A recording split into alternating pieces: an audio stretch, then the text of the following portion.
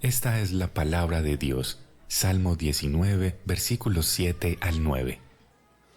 La ley del Señor es perfecta, infunde nuevo aliento. El mandato del Señor es digno de confianza, da sabiduría al sencillo. Los preceptos del Señor son rectos, traen alegría al corazón. El mandamiento del Señor es claro, da luz a los ojos. El temor del Señor es puro, permanece para siempre. Las sentencias del Señor son verdaderas, todas ellas son justas. Amén, que así sea. No se imaginen que el audio se repitió pues porque había problemas técnicos, no, es porque ustedes necesitan recordar la belleza de la palabra de Dios. Una tercera ocasión hay que repetirlo para que vuelvan a recordar. No, Checho, ¿estamos bien? Listo, gracias Checho, muy bien. Bien, entonces, gracias al Señor por tenernos acá esta mañana, a todos nosotros. Sea lo que sea y donde estés, en el punto en el que estés en la vida, es un privilegio, es un don de la gracia del Señor estar aquí en este lugar, no porque pues seamos como muy especiales o muy bellos o muy hermosos, no necesariamente por eso, pero sí porque hoy Dios, tu Creador, te abre nuevamente el privilegio de entender un poquito más su palabra, conocer a su Hijo Jesucristo más, y eso la verdad es un don, es un privilegio tremendo. Entonces, bueno, que el Señor sea bendito por eso. Hace 8 días empezamos una pequeñita serie de predicaciones que titulamos de esta forma: los privilegios de nuestra unión con Cristo. Y tal vez si tú no escuchaste esa primera predicación y tú frecuentas venir acá, es muy importante que vayas al canal de YouTube de la iglesia y escuches esa primera reflexión, meditación, sermón de los privilegios de nuestra unión con Cristo, para que sigas entendiendo lo que eso supone. La verdad sí es muy importante poderlo tener en cuenta, lo que reflexionamos hace 8 días. En resumen, el Señor Jesucristo en Juan nos coloca como 2 analogías, 2 formas en las que nosotros podemos entender eso que resulta un poco extraño y hasta un poco misterioso, místico, como así que nuestra unión con Cristo. ¿Y qué es eso? Eso seguramente es parte de alguna formita sencilla de entender la vida cristiana y la teología. Entonces estamos como tranquilos con eso. Eso es cualquier cosa, pero no, hermanos, esto es vital. Entender esto, estar arraigados en esto es crucial, y Jesús en Juan, particularmente capítulo 15, nos coloca primero el ejemplo de la vid, que es Él, y nosotros, ¿quiénes venimos siendo? Los pámpanos. Entonces recuerden que esa primera analogía intentaba comunicar que nosotros, apegados a la vid, unidos al Señor Jesucristo, recibimos de Él la vitalidad, el vigor y todo lo que la vid para el pámpano, pero Cristo para el creyente trae y representa. Todo lo que heredamos y recibimos por estar unidos a Él. Esa es la primera, pero la segunda analogía para entender nuestra relación con Cristo es más extraña aún. Y recuerden que hablábamos de que la unión del cristiano con Cristo es como la unión de Cristo con su Padre, con nuestro Padre. Y eso, la verdad, era más extraño todavía pensarlo. Pero de manera sencilla podemos decir, al interior del ser de Dios ha existido una comunidad, y es una comunidad de amor, de servicio, de deleite mutuo, y lo que Dios ha querido al unirnos a su Hijo Jesucristo es que nosotros no nos perdamos de ninguna manera ese mismo deleite, o como lo decíamos, C.S. Lewis lo dice, que nosotros hallemos nuestro lugar en la danza de Dios, que ninguno de nosotros se quede por fuera. O sea, lo más grande de la vida no es simplemente ser un buen profesional, ser un buen padre de familia. Gracias a Dios por todo eso. Dios quiere que hayas todas esas cosas, pero entendiendo que Dios te creó y te redimió para que tú halles tu lugar en esa comunión de amor, de honra, de servicio que hay y ha existido desde la eternidad al ser interior de Dios, la Trinidad. Entonces, ojo, pues no confundas la vida cristiana con ser una buena persona, con comportarse bien, con hacer bien las cosas, porque eso es un concepto muy pobre y queremos dejarlo atrás, en el pasado. Habiendo hecho esa aclaración de hace 8 días, quisiera hacer énfasis en la importancia de ese concepto, nuestra unión con Cristo. Y quiero, destacar su importancia en estas palabras que menciona el profesor John Murray, un hombre que ha sido todavía, ya él falleció, pero ha sido en general un hombre apreciado, un teólogo muy querido. Y él dice esto acerca de nuestra unión con Cristo, dice: la unión con Cristo es en realidad la verdad central de toda la doctrina de la salvación. Es decir, hemos de prestar atención, mucha atención a lo que estamos tratando de analizar estos próximos días. Bien, bueno, que el Señor nos ayude, Él puede hacerlo hoy. Y entonces en esta mañana lo que vamos a hacer, hermanos, para seguir entendiendo un poco más esto, es profundizar en nuestra unión con Cristo, pero ahora lo vamos a hacer por contraste.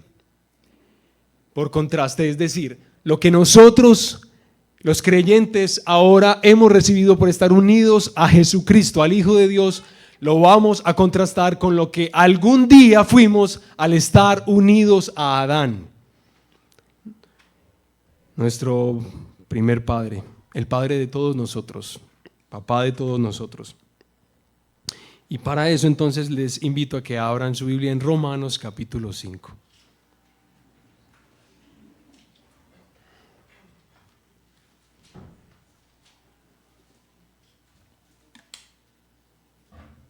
Ojalá no dejes de tener tu Biblia abierta en Romanos capítulo 5, y si tienes su celular, resalte esas partes que van a ser extrañas, confusas, y no te quedes sin entenderlas.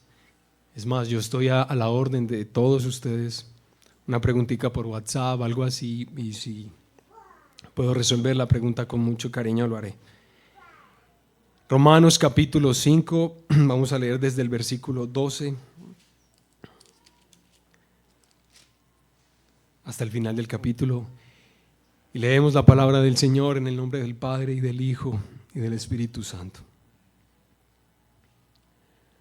Por tanto, tal como el pecado entró en el mundo por medio de un hombre, y por medio del pecado la muerte, así también la muerte se extendió a todos los hombres, porque todos pecaron. Pues antes de la ley había pecado en el mundo, pero el pecado no se toma en cuenta cuando no hay ley. Sin embargo, la muerte reinó desde Adán hasta Moisés, aún sobre los que no habían pecado, con una transgresión semejante a la de Adán, el cual es figura de aquel que había de venir. Pero no sucede con la dádiva como con la transgresión, porque si por la transgresión de uno murieron los muchos, mucho más la gracia de Dios y el don por la gracia de un hombre, Jesucristo, abundaron para los muchos.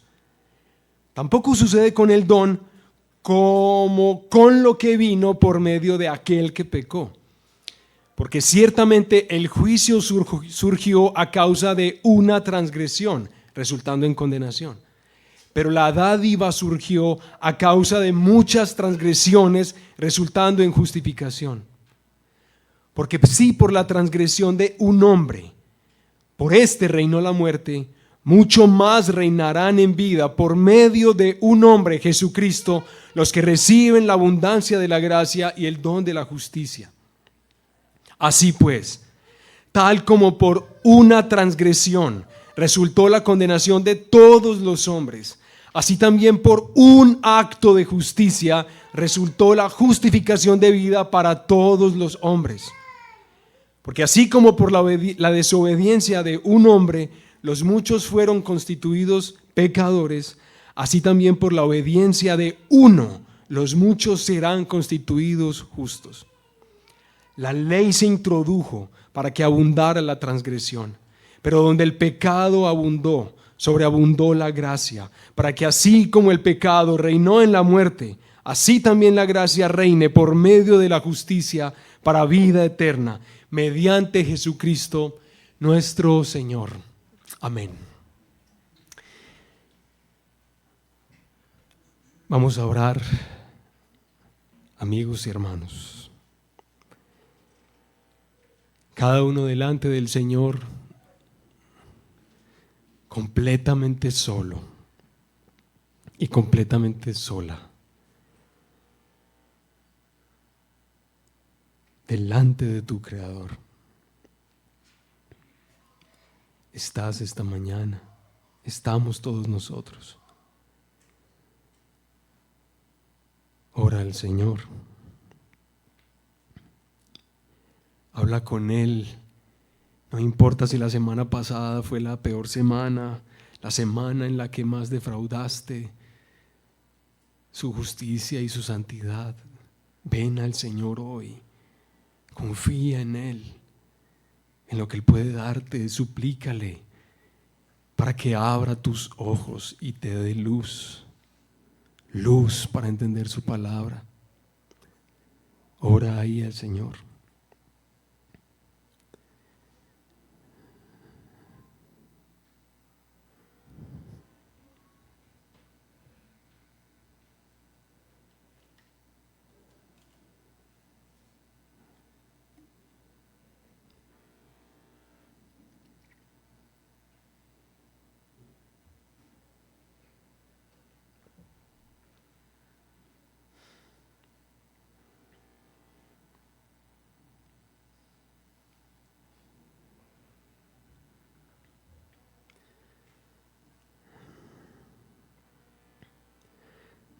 Padre, y todos nosotros reconocemos en esta mañana, ya casi tarde, que no podemos venir aquí con nuestros méritos,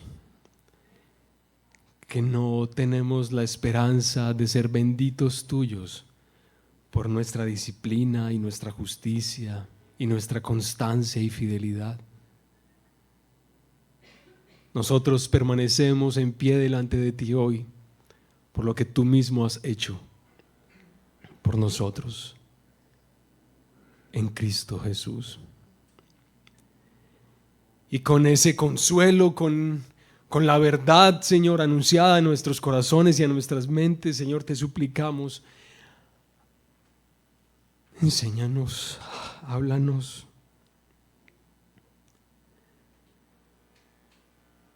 Padre, que ninguno aquí de nosotros se complazca en la superficialidad, que ninguno de nosotros se complazca en la tibieza,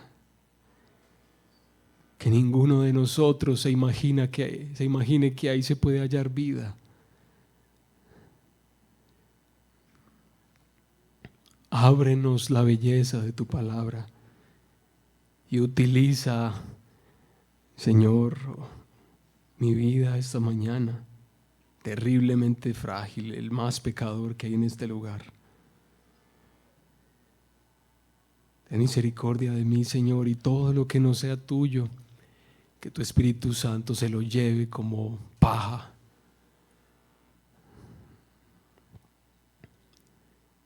Pero que toda la verdad, Señor, florezca en nuestros corazones.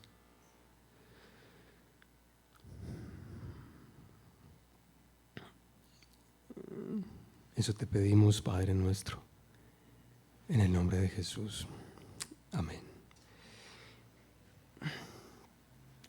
Creo que para todos los que pudimos seguir la lectura, por lo menos aquí en el televisor o ahí, si tienes tu Biblia en tu manito, te diste cuenta que el apóstol Pablo aquí nos presenta un paralelo. Hay un paralelismo ahí y también puede verse como un contraste. ¿Entre quiénes?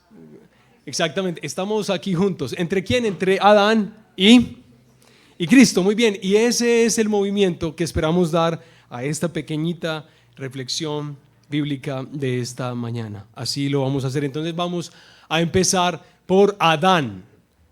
Quizá tú no lo sabías, quizá hoy te invitaron por primera vez a una iglesia cristiana, pero necesitas saber, la Biblia dice que tú provienes de nuestros primeros padres, ambos Adán y Eva, ¿sí? Y hoy vamos a pensar un poco en los resultados de estar en Adán. Yo no sé si tú notaste algo en el versículo 12 que te pareció chocante. Uno a veces lee la Biblia y hay cosas que le parecen chocantes, ¿o no? Te aseguro que la Biblia no es la que está equivocada. Hay que modificar nuestros valores, nuestra forma de entender las cosas. Pero la verdad es que leemos algunas cosas y nos parecen difíciles.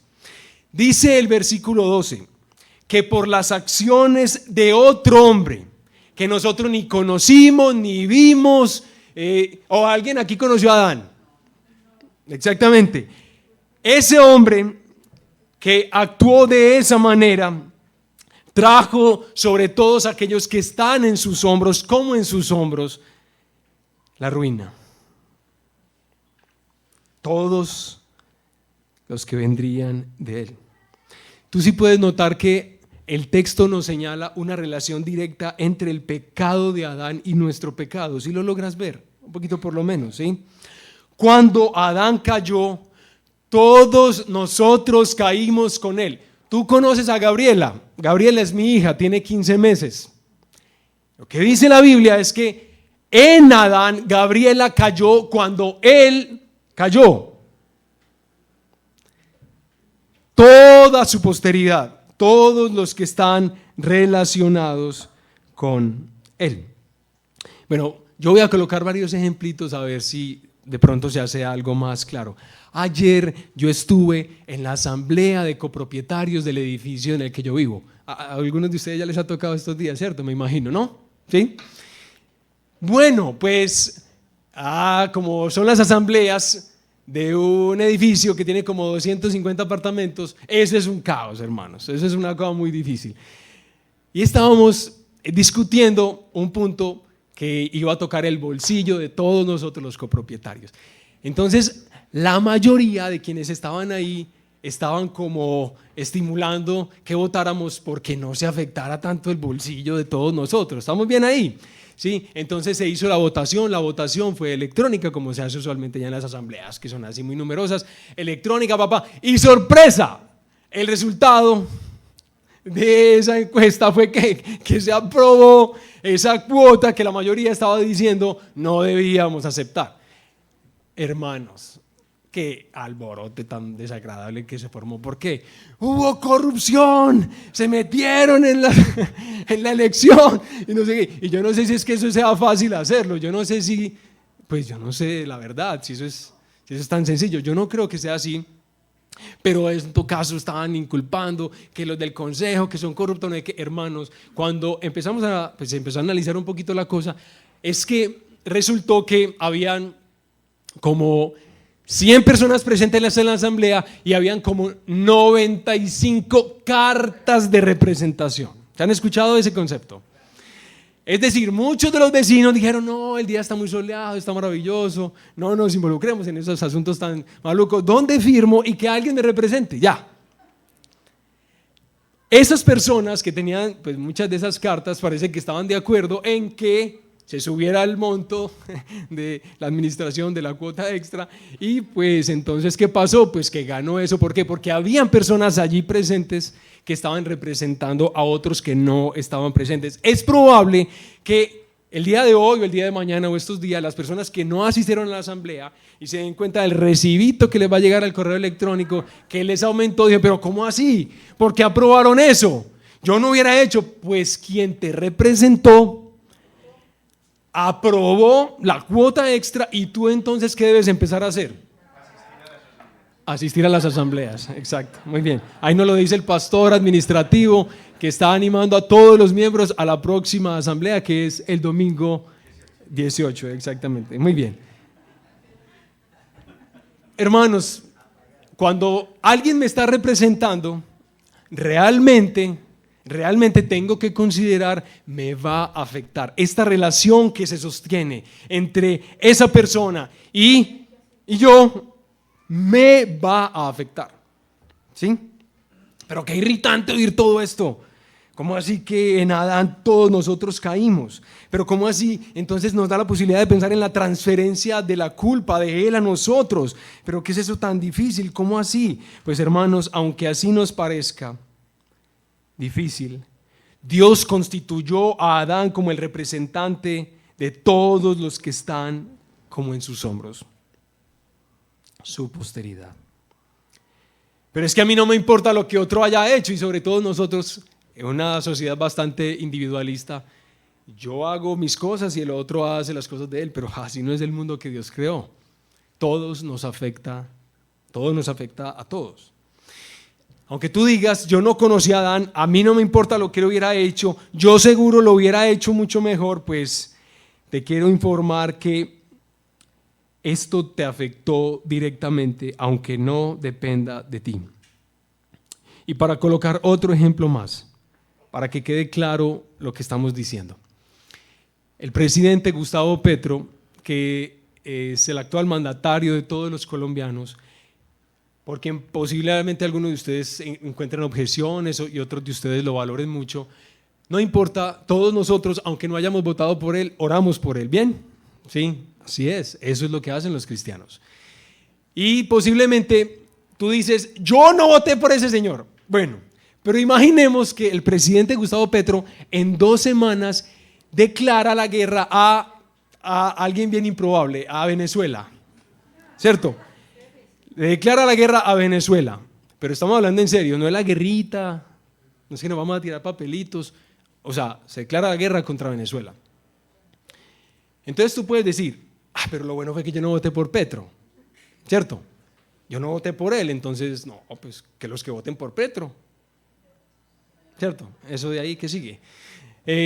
Pero yo no, pero resulta que si tú eres colombiana o colombiano, lo que hace el presidente Gustavo Petro, y si él decidiera algo de ese tipo, supondría que tú ahora estás en estado de guerra.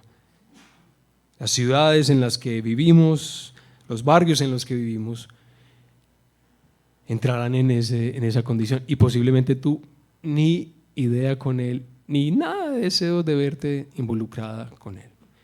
Pues él te representa, eso te afecta a ti. ¿Qué estamos diciendo?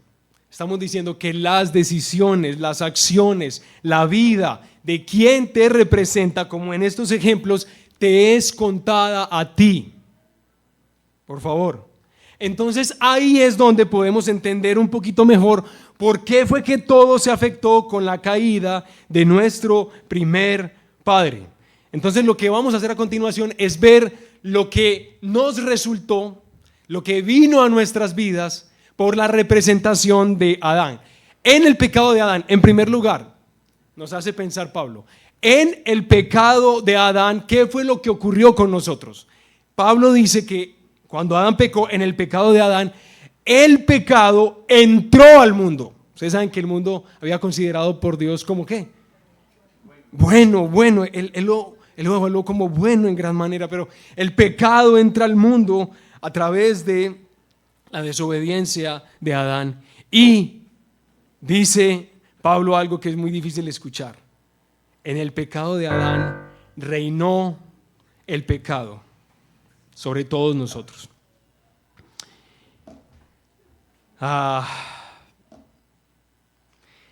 Vea, hay que ser sinceros. No hay nada mejor que tener una iglesia pequeñita porque uno puede ser sincero, hermanos. Entonces nos vamos a transparentar. Nosotros nos imaginamos que el pecado es como un vecino que de vez en cuando viene y le toca la puerta a uno y le dice, hey, por favor, me prestas algo, me das algo, que uno ve, que uno se encuentra esporádicamente. El pecado es como un vecino. Y no, en ese momento yo me irrité porque el que iba manejando se me quiso adelantar y usted sabe que eso choca mucho. Y bueno, en fin, el pecado es un vecino. Pero la descripción que está haciendo Pablo aquí es que el pecado no es un vecino, el pecado es un rey. Reina en este mundo. Y yo no creo, sinceramente, que este mundo nos provea de una interpretación apropiada para que nosotros veamos que realmente en este mundo las cosas están tan mal porque el pecado reina en él. Yo creo que esa no es la valoración del humanista, no. Pero yo creo que nosotros vemos la manifestación de este reinado por todas partes. Pero como estamos hablando aquí entre nosotros en confianza, vamos a hablar entonces de ti y de mí. Si quieres ver claramente el reinado del pecado, Y sé que para algunos es más claro esto, no importa. Pero cuando tú empiezas a descubrir el alcance de tu egoísmo, de mi egoísmo, que es espantoso, uno le tiene miedo a eso cuando uno empieza a verlo más seriamente. Cuando uno empieza a descubrir que después de tantos años de casado con mi esposa,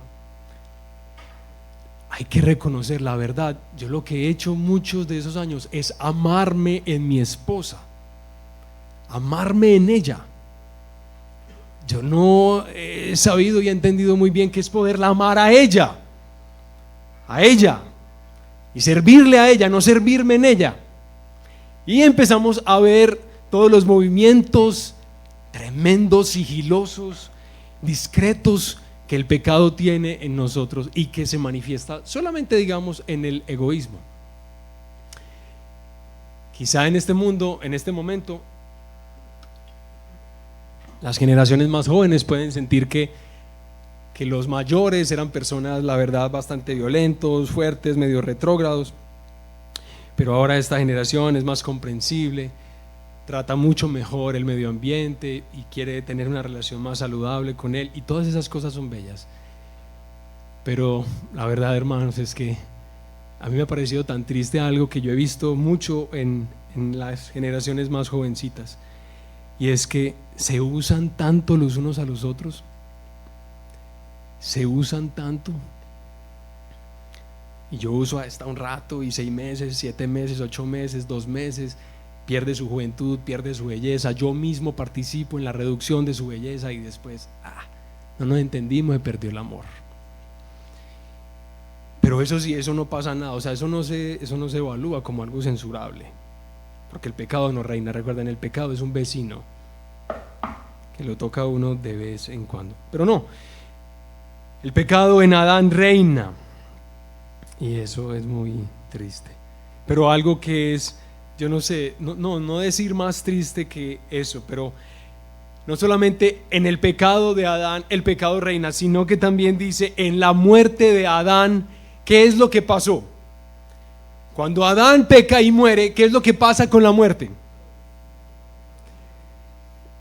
Y Pablo la describe también como el reinado de la muerte, de que en nuestro mundo la muerte es como una reina.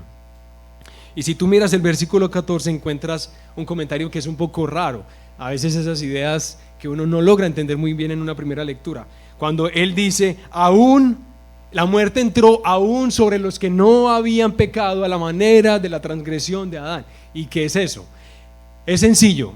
La mayoría de nosotros hemos pensado que uno muere delante de Dios, así más o menos fuimos cultivados.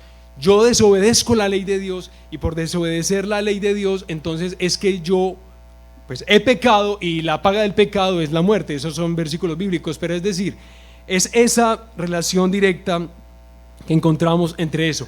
Es transgredir una norma, es transgredir una ley lo que hace que yo muera delante de Dios. Pero resulta que aquí Pablo nos está aclarando que la muerte reinó aún en un momento de la historia en la que Moisés no había venido y Dios no había dado la ley a través de Moisés. Todavía no había ley, todavía tú no podías saber que no debías codiciar la mujer de tu prójimo. Y aunque el pecado no se te inculpa, porque no hay ley para que se te inculpe la transgresión de eso, aunque no había ley, el pecado y la muerte reinaban. ¿Por qué? Porque los hombres morían. Aunque no estuvieran transgrediendo una ley, un decálogo, las personas fallecían. ¿Y eso qué explicación nos da? Pues que la muerte se incorporó por el pecado de Adán. No porque simplemente tú hubieras pecado. Es que yo le dije a mi mamá un día que ella era esto y esto y esto, y yo me desahogué. Pero la verdad, eso fue horrible. Yo creo que Dios me va a destruir, me va a condenar por eso. Claro, eso es muy triste. Debemos honrar a los padres, eso es lo que dice la ley. Pero nosotros, hermanos, morimos por el pecado de otro, por la muerte que se incorporó por ese otro, por Adán.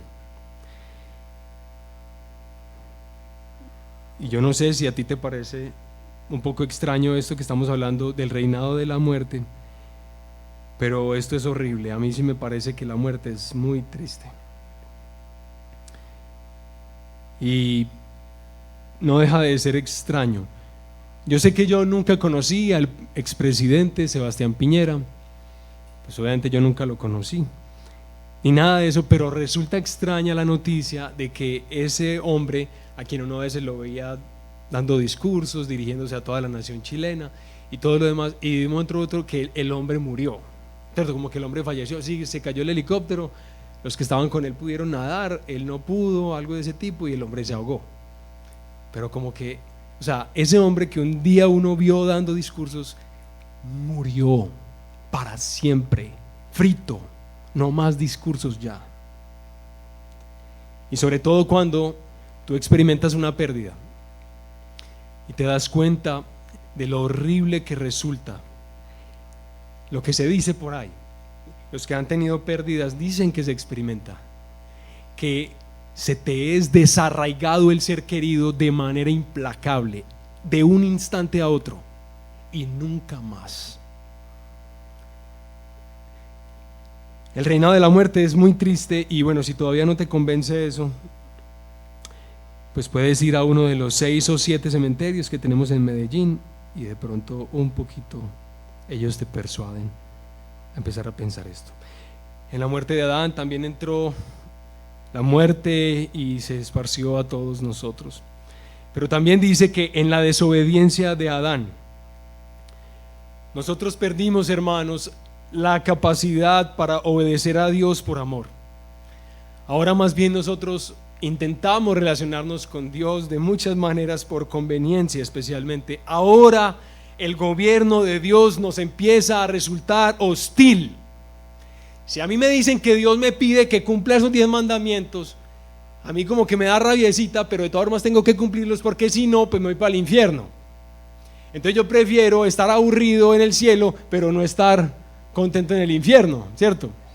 Entonces así tenga que tragarme la molestia de tener que obedecer lo que Él me dice, pues yo lo hago. Ahora, hermanos, ya no hay voluntariedad para hacer lo que el Señor ama. En la desobediencia de Adán, nosotros también, hermanos, participamos y al mismo tiempo heredamos esto tan triste. Y finalmente el apóstol Pablo nos dice que en el juicio de Adán,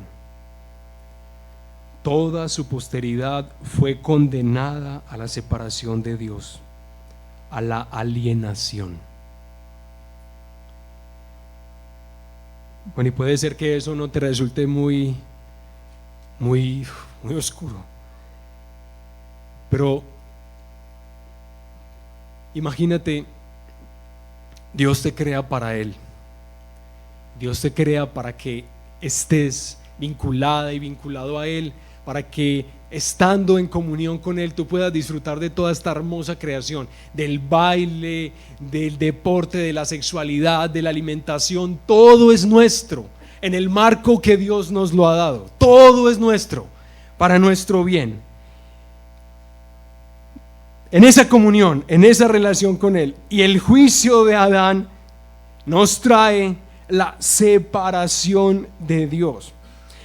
Hace 8 días decíamos que quizá no hay una manera más triste de definir lo que el ser humano es que esta definición. ¿Cuál? ¿Recuerda alguien esa definición? ¿Cuál es la definición más triste que podríamos dar de una persona que está sin Cristo? Separados de Dios. Separados de Dios. Como lo vimos también Jesús describiendo a Satanás, el maligno que no tiene nada en mí, separado. Y el juicio de Adán nos trae ese juicio, separación de Dios. Todo esto que acabamos de mencionar lo has recibido. ¿Por qué? ¿Por qué? Porque Él es representante de toda la humanidad, de todos los que vienen de Él. Dios lo constituyó en nuestro representante. Como la elección es de Dios, es una excelente elección, aunque Él haya decidido caer.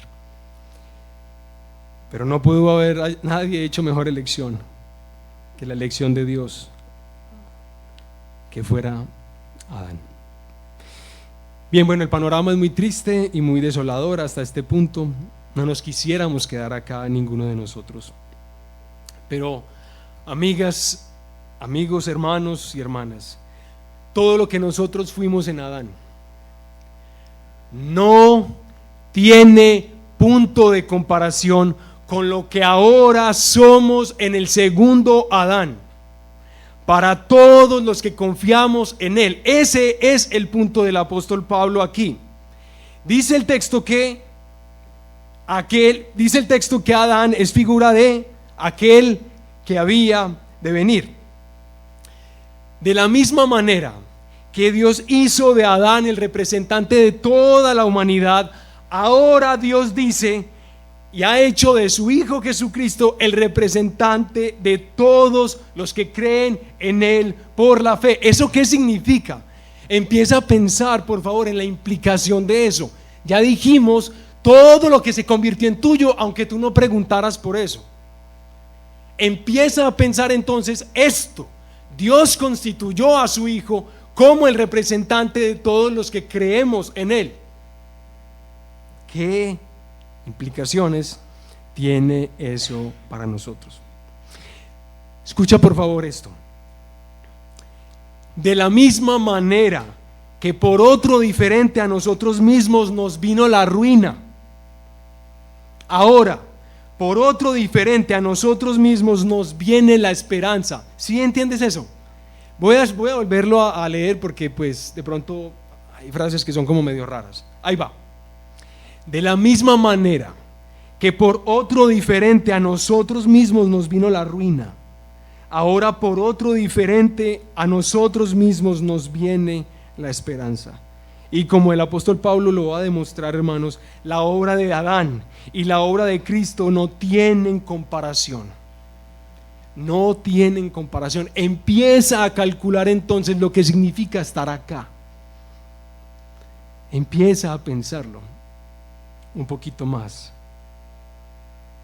Entonces, en la obra de Cristo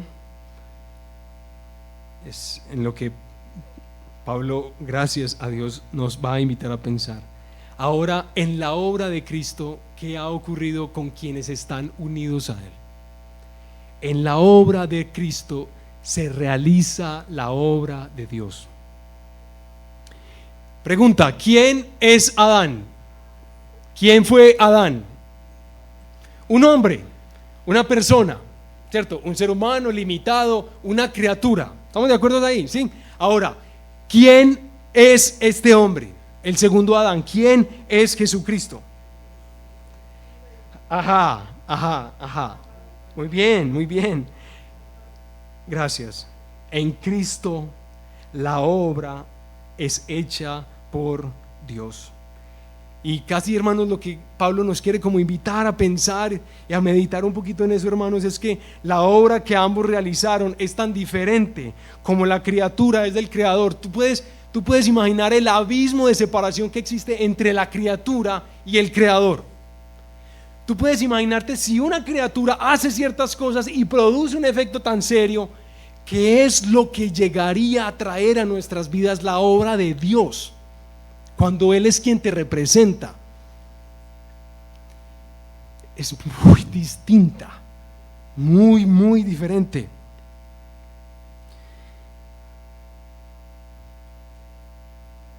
Si la obra de Adán tuvo efectos ciertísimos en nosotros, por favor, ponte a pensar la realidad que ahora nos invade, las implicaciones de lo hecho por Dios en Cristo Jesús. Eso es lo que vino a traer la obra de Cristo. Pero no solamente Pablo nos habla de eso, sino en la justicia de Cristo, todos sus amados ahora son tenidos ¿por qué?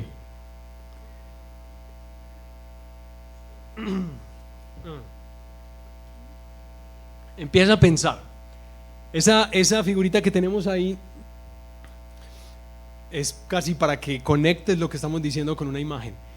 Si la vid, y este es el pámpano, y la vid lo que pretende es transferir toda su vida, toda su vitalidad, todos los oligoelementos que ella tiene y pasárselos a ese pámpano para que ese pámpano produzca mucho fruto. Y decimos que Cristo es justo y nosotros estamos conectados a Él. Entonces, ¿qué venimos siendo nosotros? Justos, ¿cierto? Justos. Entonces, ¿qué tal si paramos de jugar a la religión?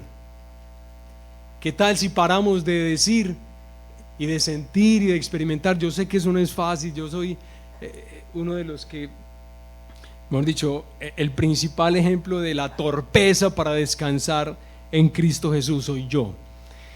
Pero el Señor me sigue enseñando muchas cosas especiales y me dan mucha esperanza. Gracias al Señor por eso. Pero hermanos, dejemos de jugar a la religión. Si yo me siento justo hoy, si yo siento que las cosas las he hecho bien, si como decía esta mañana, el sol hoy resplandece, y yo anoche no le dije nada a mi esposa o a mi esposo, me dijo una frasecita de esas en las que uno vuela, pero me dijo eso y yo no le dije nada porque recuerda, tú estás revestido de Cristo, ahora eres una nueva criatura. Yo me abstuve de decirle todo lo que quería decirle a mi esposa y me siento como contento, como animado porque no le dije nada. Al otro día entonces sale el sol y está tan hermoso el sol que yo entonces hago mi devocional. El devocional fue muy lindo, muy profundo, me tocó y yo siento que ese día es maravilloso.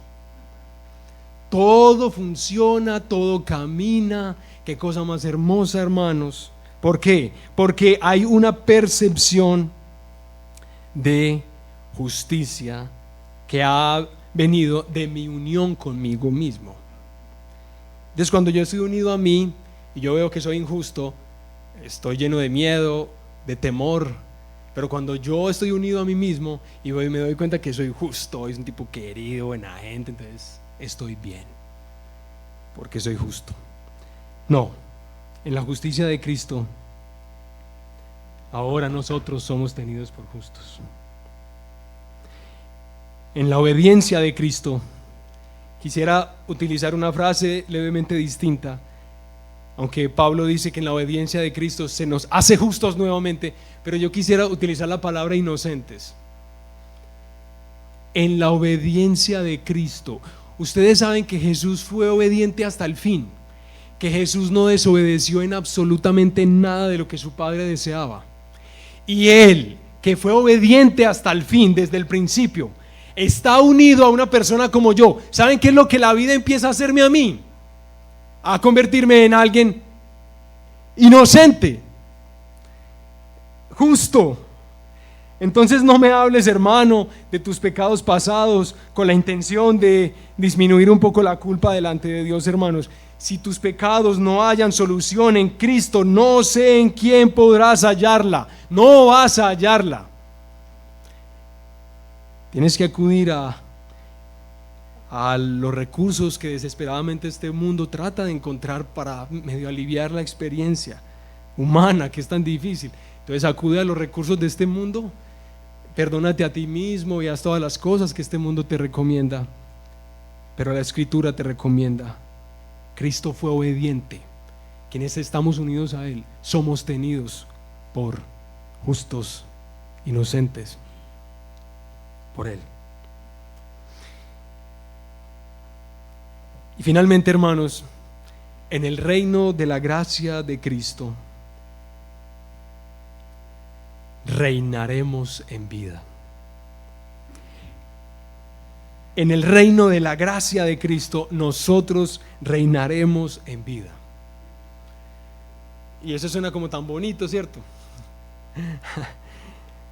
A veces cuando nosotros hacemos oraciones aquí públicas, yo me imagino a mis profesores en la universidad escuchándonos orar y diciendo: toda esta gente lo único que necesita es muletas.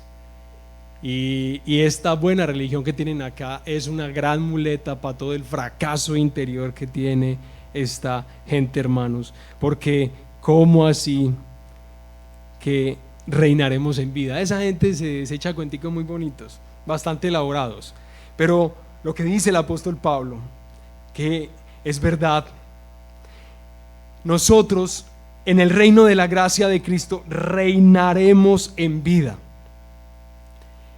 Y eso es muy triste, hermanos, porque a veces nosotros los cristianos no vivimos así, la verdad. O sea, otra vez tenemos que ser sinceros. Nosotros no estamos viviendo nuestra vida cotidiana creyendo que nosotros reinaremos y reinamos en vida en Cristo Jesús. Y vean, ¿saben qué es una cosa que es bastante triste? Ahora estoy empezando a entender un poquito más las implicaciones de eso, pero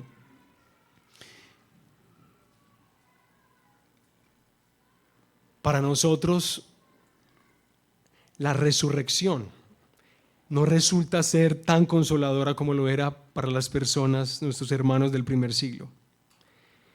Porque nosotros vemos morir a alguien que muere en Cristo y que amamos y que nos entristece por la pérdida que estamos experimentando. Y nosotros nos imaginamos quién sabe qué cosas es lo que sigue, ¿cierto? Como todas esas cosas que hemos aprendido en teología, el estado intermedio y todo lo demás, todos esos caminos que nos imaginamos recorriendo, bueno, todas esas formas raras, y la verdad a uno le parece como bonito, como que especial eso, pero la verdad no resulta al final de consuelo, sobre todo cuando uno está experimentando su propia muerte, cuando a uno le dicen, papito, bueno, no le dice el médico así, pero cuando a uno le dicen, señor, señora, tienes cáncer y tienes el cáncer muy, muy, muy avanzado. Entonces ya uno empieza a entender que uno tiene que ponerse serio porque posiblemente ya va a morir. Y cuando uno piensa en eso, a veces no resulta de tanto consuelo lo que Pablo está queriendo decir acá, que el reino de la gracia de Dios que Cristo trajo a este mundo y que Él nos heredó, que Él ganó para nosotros, es el reino de la vida. ¿Sí me hago entender? O sea, alguien que está conectado a la vida, que es Jesucristo. Sí, lo vemos perecer en su cuerpo, pero Él vive. Ese hermano y esa hermana viven, así como nosotros cuando perezcamos, nosotros viviremos en presencia del Señor, así como ese ladrón al lado de Jesucristo, que hoy mismo iba a estar con Él en el paraíso. Todo Él, todo completo, porque así será, hermanos. Reinaremos en vida. Y la forma en la que lo expresa Juan, no habrá más llanto, ni clamor, ni dolor. Porque todas esas cosas que nos vino en Adán han pasado, habrán pasado. Reinaremos en vida en el reino de la gracia del Señor Jesucristo. Bueno, hasta aquí la comparación que hace Pablo entre Adán y nuestro Señor Jesucristo. Y finalmente, hermanos, para que oremos, quiero invitarles a pensar en estas cositas. Miren, el don abundante de la gracia de Dios ha hecho posible para nosotros mucho más de lo que originalmente tenía Adán. Otra vez, el don abundante de la gracia de Dios ha hecho posible para nosotros mucho más de lo que originalmente nosotros teníamos en Adán. Nosotros pensamos que Jesucristo vino a recuperar sencillamente ese momento original en el que Adán y Eva son creados, pero no, Jesús vino a traer algo que es mucho más glorioso, que es mucho más grande que eso. Adán tenía una justicia propia que podía caer o permanecer, pero nosotros hoy en Cristo tenemos la justicia de Dios que nunca falla. Nosotros, a los creyentes, se nos llama participantes de la naturaleza divina. A nosotros los creyentes se nos llama benditos y bendecidos en las regiones celestiales con toda bendición espiritual en Cristo Jesús. A nosotros los creyentes se nos llama nación de sacerdotes. A nosotros los creyentes se nos llama completos en Cristo, herederos de Dios. Todas las cosas que ustedes han leído en su Biblia. Lo que hizo Jesús por todos los que estamos unidos a Él es tan superior a lo que hizo Adán, como es superior el creador de la criatura. Y tú necesitas empezar a pensar seriamente en esto que estamos diciendo, a meditar en esto, a arraigar tu corazón en esto. Hermanos, no me digas que te falta mucho para ser un buen cristiano, porque a Cristo no le falta nada. Y si tú estás unida a Él, si tú estás unido a Él, estás unido al Hijo de Dios que te está cambiando, que te va a santificar, que te va a transformar. Claro, que va a configurar en todo tu ser su propia vida. Y ahora su vida se va a manifestar a través de tu cuerpo. Sí, eso es lo que Cristo está haciendo. Nos está haciendo más como Él. Pero no insistamos, hermanos, en pensar nuestra vida en Ronald, en ti y a partir de ti hacia el Señor. En un sentido, hermanos, como lo decía un teólogo, en el juicio de Dios básicamente estarán delante de Él dos hombres: Adán y Cristo. Todos los que están en Adán van a ser juzgados con Él, pues representados en Él. Todos los que estén en Cristo van a ser justificados en Él. Hermanito y hermanita, no me digas que te sientes muy mal porque eres un cristiano muy indisciplinado, muy inconstante, que te das cuenta que siempre te falta el centavo para el peso. No me digas que no hay esperanza, hermanos, porque ahora la esperanza no depende de nosotros. La esperanza depende de aquel a quien estamos unidos. Y Él nos invita a entender, a disfrutar, a vivir esta unión. No a que trates de ser un pámpano maravilloso y después le dices a la vid, ¿cómo estoy haciéndolo? No, tú pegado al que tiene vida, al que tiene vigor, al que es santo, al que es justo, y que Él te transfiera, te contagie de todo lo que Él es, para que así seamos cambiados, transformados, y hermanos, sobre todo, que podamos ser luz para esta ciudad, testimonio de un saludable evangelio, de un saludable entendimiento de lo que Jesús es para nosotros e hizo por nosotros, y que no contribuyamos en lo que ya este país tiene mucho, esta ciudad tiene mucho religioso, mucho religiosito. Y hemos sido buenos religiosos, pero hoy se nos invita a abandonar eso y a volver a descansar en nuestra unión con Cristo. Que así sea. Amén. Entonces oramos al Señor.